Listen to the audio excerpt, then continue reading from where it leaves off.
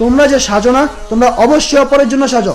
না হলে তোমার যদি একটা গ্রুপের মধ্যে যায়, একটা গ্রুপে ধরো 4টা মেয়ে আছে দাঁড়ায়া, একটা ছেলে আসলো, একটা ছেলে এসে বলে যে 3টা মেয়ে এখানে সুন্দর, একটা মেয়ে সুন্দর না।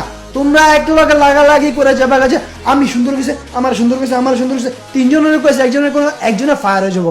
কি রে তুমি আমার সুন্দর করে, তার মানে আমি সুন্দর না? তুমি সুন্দর না, তোমার মেকআপ সুন্দর।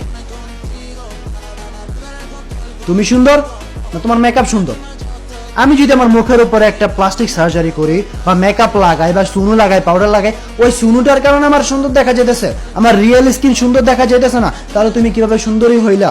তুমি যদি মেকআপ করো, মেকআপে তোমার সুন্দরী বানাইতেছে, তুমি কিভাবে সুন্দরী হইলা? তাইলে তুমি সুন্দরী কিভাবে, যেটা নাকি অর্গ্যানিক অরিজিনাল আল্লাহ তোমার স্কিনটা দিছে, ওইটারে বলে সুন্দর।